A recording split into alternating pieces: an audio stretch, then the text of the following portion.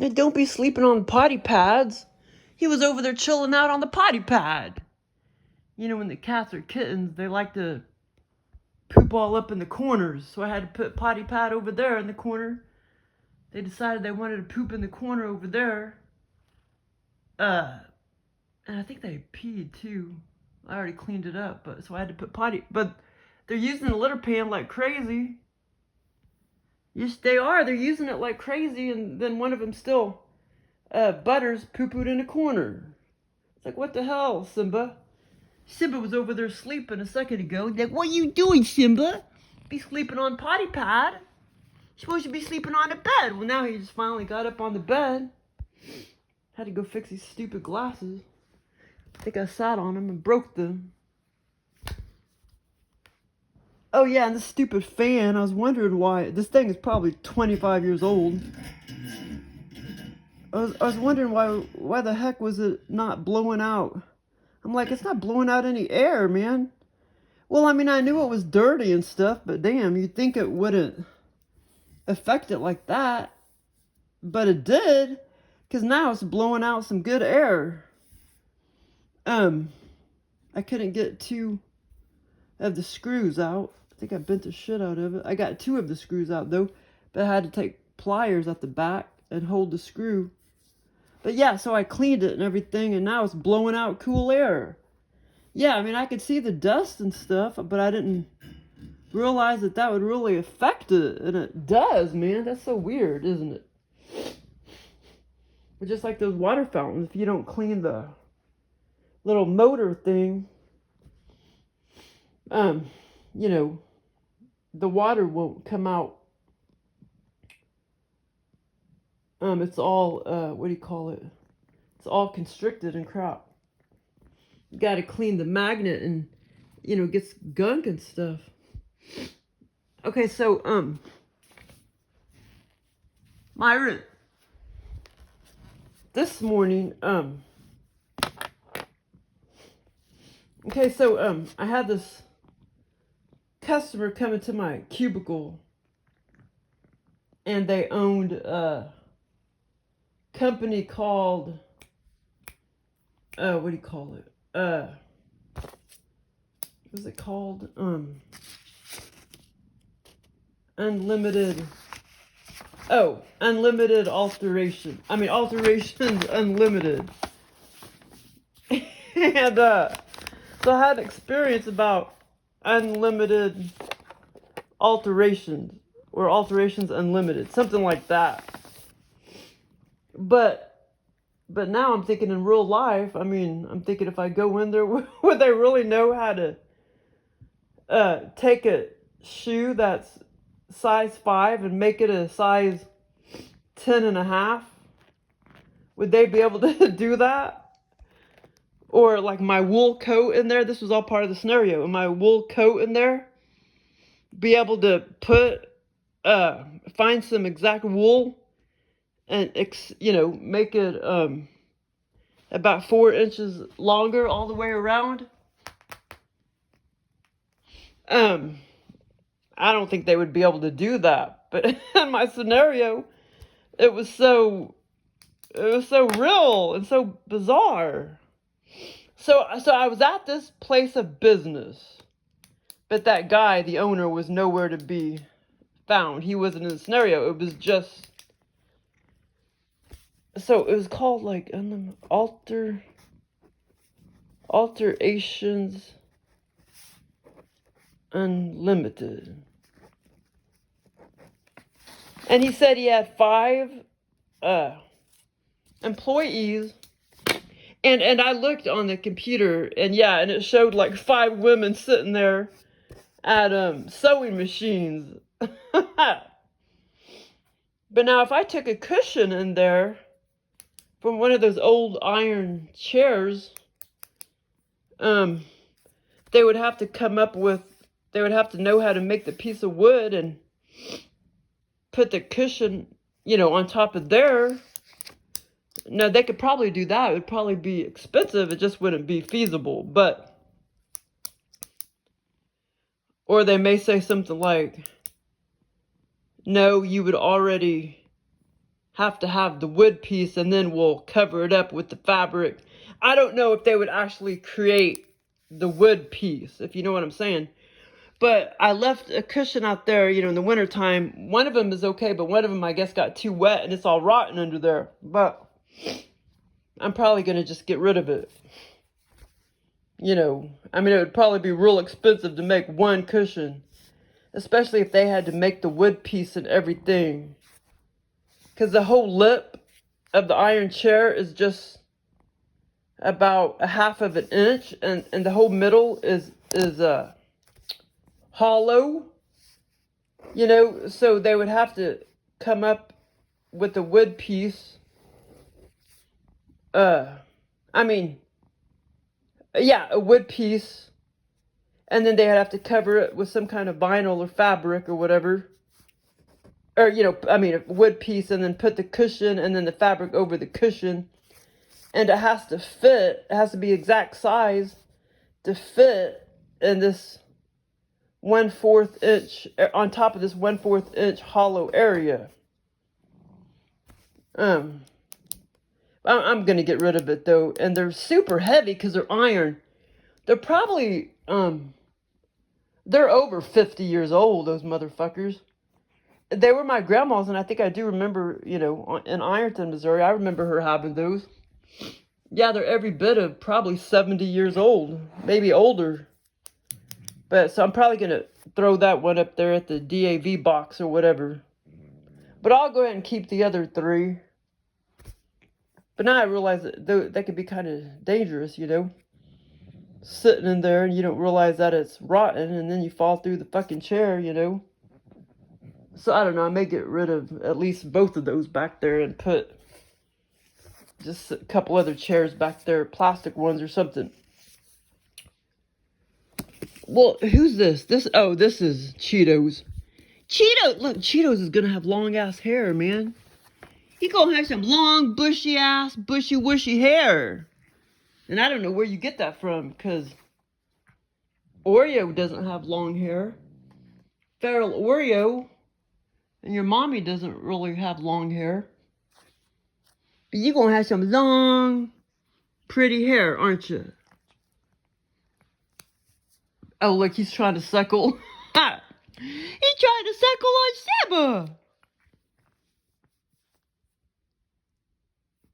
Seba. Goldie. No, come on, baby.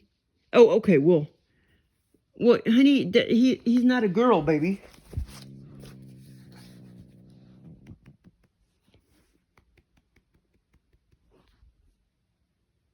Well, honey, go to your mommy, doll, baby. Here, you go get some milk over there. Okay, so in the scenario, real quick, I was at this place of business, and my boss was there. It was like, it was kind of like she worked there, and I had many interactions with her, and blah, blah, blah, blah. And, so anyway, I was at this place of business. This was under OBE VR Lucid Dream. And my boss was walking around. It was like as if she worked there and was the manager. And like I said, I remember going over there, talking to her many times. And over here to the left was a shelf of all the alterations and stuff that they had done. And this was like so freaking vivid, and it was just amazing.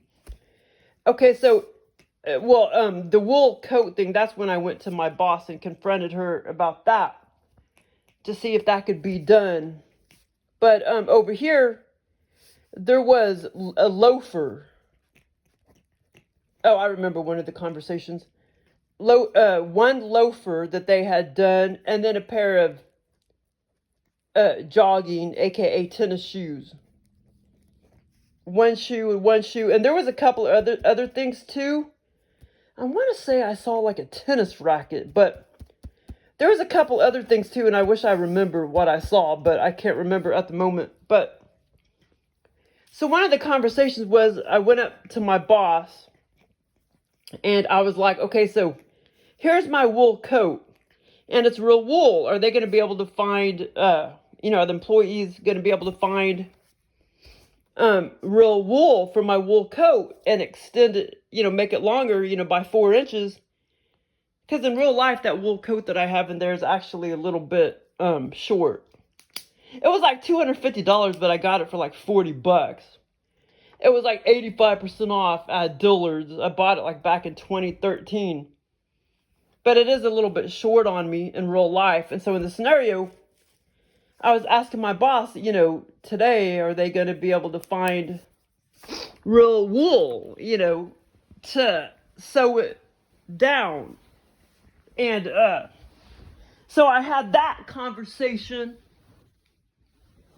But yeah, there's no way they could do that in real life. I don't even think they couldn't do that. I mean, they just alter shit, easy stuff. Like wedding dresses, like it would not be possible. This is the wool coat. And see, now if I take this to them, how are they gonna make it longer by 4 inches? You know what I'm saying? With exact same wool. That wouldn't be possible. And the other part of my, well, I can't leave this here. The cats are gonna probably fuck it all up. Okay, so, oh my God. Hold on, get out of the way. No, out the way. Sorry, baby. Okay, so, damn it, because there was, see, there he is again, 4 or 5 other things I saw on that shelf besides the tennis shoe, the loafer, and I know I freaking saw like a tennis racket. But anyway, there was 3 or 4 other things, and I wish I remember. But I can't remember. But at least I remember all the good stuff, that loafer and the tennis shoe. And this whole it was kind of a small little business, it wasn't real big. Probably about 1,000 square foot. Just kind of one, well, there could have been some other rooms off to the side or whatever, but about 1,000 square foot little business. And then, well, like I say, the shelf was over here. And my boss was over here. And I went up to her and I started talking to her about that coat. And I was like, are they going to be able to find exact same piece of 100% wool to extend it down, by 4 inches all the way around? See, I just don't think they would be able to do that. I mean, but yeah, when that guy said what he did, I think they're the only place in this town that does it.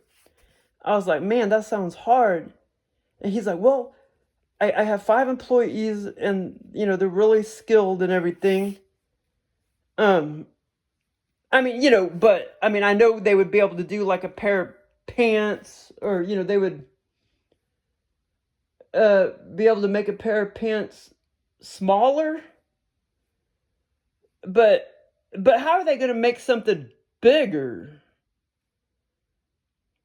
I mean, if it's already big, they would be able to make it smaller, like a wedding dress or something like that.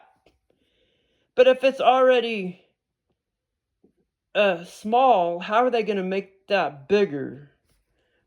But in the scenario, anything was possible. Okay, so I gotta hurry up because I don't know how much gigabytes I have. Okay, so there was a shelf over here. Just damn it, because I saw some other things besides the tennis shoe and the loafer. And I'll tell you some other, I mean, this was all very, very, very vivid. Oh, and then also, I remember the exact conversation about, I went to my boss too, and I said, hey, I wear a 10.5. I mean, I told her I had a pair of shoes that was 9.5, but I needed it to be 10.5. Or actually, I think it was a size 9. I went to my boss and I said I had a size 9 shoe and that I needed it to be 10.5. And like, how are they going to do that in real life? There's no way they could do that. Take a one shoe to them and say, or both shoes, and say that you want, here's my size 9. In the scenario, I can't remember if it was a 9 to a 10.5 or 9.5 to 10.5. I think it was a 9 to 10.5, but actually in real life I wear 10.5 on both feet, but well, I don't know, you can't ever find 10.5s in women, so I gotta wear like 11. 11s are normally too big, but so anyway, so in the scenario, but my left foot is dramatically smaller than my right foot in real life, so I just got to make sure whatever shoes I get fits on my right foot. But anyway, so in the scenario, so that's when and after that I can't remember what she said, but that's when, so I was asking her, that I wanted a shoe made bigger. And she had some conversations back to me, and that's when I walked over to the shelf, and vividly, I saw this loafer, this loafer, like a penny loafer type of thing. And I was just like, wow. And I actually saw a piece like this, that was, like a 1-inch piece. How do I make a shoe? Let's see. I don't even know how to make a shoe. Okay, here's the loafer. And it had been sewed in there to make it like 1 inch longer. And at first I didn't see the tiny little threads. And then I was like, wow, I see it. I had to look much closer. And I saw the tiny little threads where that piece, 1-inch piece of loafer they had cut the loafer, and they had split the loafer in two to be able to sew that 1-inch loafer. This was all very, very, very vivid. The loafer was like lightish, brownish, kind of reddish, orangish. But at first I didn't see the black threads. And I think that's when my boss said something like, look closer or whatever. But I mean, it was just amazing what they did. So they took a shoe and they took a small loafer and made it bigger by 1 inch. Because that was one of the alterations that somebody came in and asked to do. And over here on display was like trying to show the customers all what the abilities that they had and stuff. Okay, so then the tennis shoe. So then when I looked real closely at the tennis shoe over here on the display table, and it was all, this way, the loafers and stuff facing this, or, this, the shoe was facing that way on the table or the shelf, display shelf, table was right here. And then the loafer was right here, and then I proceeded to look at a tennis shoe. And then, like I say, it's about a 1,000 square foot little business. And my boss was over here. The front door would have been about right there. And then, so then I proceeded to look at, now the tennis shoe was black. And yeah, and I do own a pair of tennis shoes that's black, and maybe that's why. And they kind of look like Skechers, and that's, I own, that black pair is a pair of Skechers. So then, when I looked at the pair of tennis shoes, it was the same thing. They had to whack it in two, and then they had to sew on a piece, that they created to make to make the tennis shoe bigger. So this was the regular sport, tennis shoe. And, okay, so then when I looked close at the threads, it was so weird. The threads were just kind of like all frayed. like black frayed at the part where they sewed it together. This piece, this 1-inch piece, another 1-inch piece, different pair of shoes. This time it's like they didn't do such a good job. And you could see all the frayed black threads like that. But of course, when it seems so real in the scenario. But you know, now I'm thinking there's just no way they could do that in real life. That guy comes back in again. I can ask him, can you make some shoes bigger? If they're already a size 9, can you make them a size 11? Or if they're a size 8, can you make them a size 11? But anyway, that was one of the conversations I had. I went to my boss and I said, well, you know, I have a size 9 shoe and I need it to be closer to 10.5 to 11, size 11. And that's when she proceeded to say, you know, go look at the display and it'll show you all the abilities that, you know, we have, that the employees have. And at some point I did see the employees, but I can't remember that part, but I did see them at one point, about 5 women. And like I say, in real life, when I looked at the internet, that place of business, it did show all 5 employees and they all were women. And they were sitting down at a table with sewing machines. Now, I'm thinking for a job like that, yeah, that you would probably have to have a lot of experience, which I don't know what the hell kind of experience they would have, you know, but you would have to have some talent or something, you know. But yeah, this man in real life, he said he had 5 employees. And they do all happen to be women, and he said they were really skilled and everything, but it's like, what would their background be, you know? But anyway, I don't think they could do that in real life. And it did show a picture of like some dresses, you know, and apparently they had probably made them, you know, smaller, you know, or tailored or whatever. But yeah, I think he said they're pretty much the only ones left around. And I said, well, there used to be a, what do you call it? Dry cleaners up here. And then I swear it went out of business for a little while and then it came back. But now I don't think it's up there. And I think there's at least one dry cleaner business in this town. Probably more than one. But as far as alterations, I think he said he's about the only one left.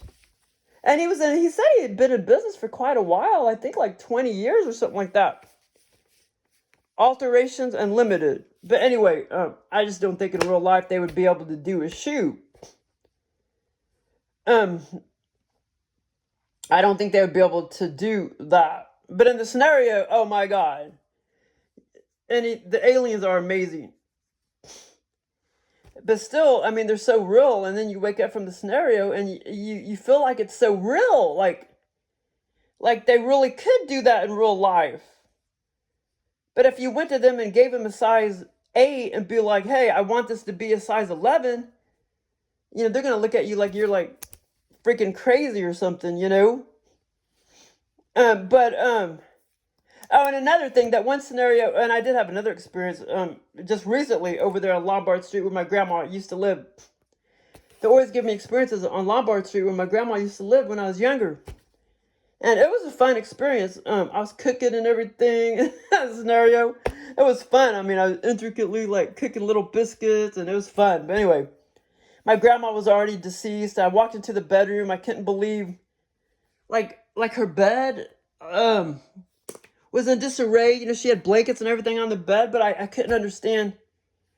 At first, I didn't know she was deceased, and then I realized, oh yeah, she's already deceased. And I was basically watching her house until we got it all cleaned up and everything.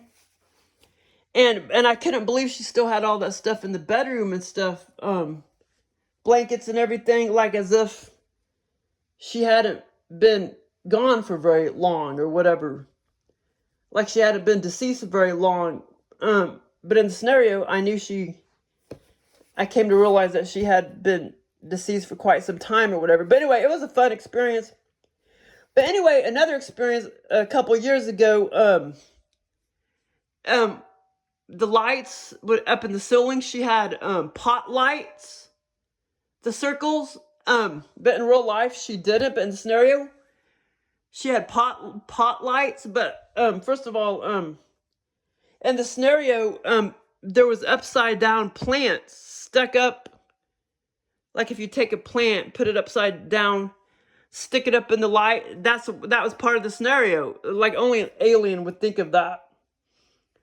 And so later on, just recently, a month ago, I realized that they were actually called pot lights, which I never knew. So the alien, Joel didn't get that from my brain. He already knew that.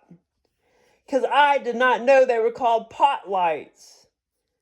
Joel already knew that. So in that scenario a couple years ago on Lombard Street, that's why he put pot, like a small little plant with a plant in it, in a black plastic pot. That's why he stuck it in the lights. A pot, a plant pot, because they're called pot lights. And I did not know they were called pot lights. So he didn't get that from my brain. He already knew that. But I thought that was kind of interesting because in that scenario, I'm like, wow, there's plants, upside down in the pot lights, but I didn't know they were called pot lights a couple years ago when I had that scenario. And I probably did, I think I did talk about it. It's, I think it is one of my videos, but it's probably a couple years old. I can't remember it now, but I just remember the plants upside down being stuck in the pot lights and those lights, the circles and the ceiling. But I did not, like I said, I did not know they were called pot lights until like a month ago. I'm like, they're called pot lights? How funny. And I can't remember where I saw it, but it was kind of hilarious. Like only an alien would think of that. Putting a pot upside down in a pot light. There was like 4 or 5 of them in the kitchen in Lombard Street under the scenario, under this OBE VR Lucid Dream. Kind of hilarious. Now, in the scenario, when I looked at the pot lights and the plants, I can't remember if I thought that was odd or not in the scenario. I probably just thought it was normal until I woke up and then you realize that's stupid. That's ate up. Or that's so weird, but I can't remember now. I'd have to go look at the video. Okay, well, thanks for listening.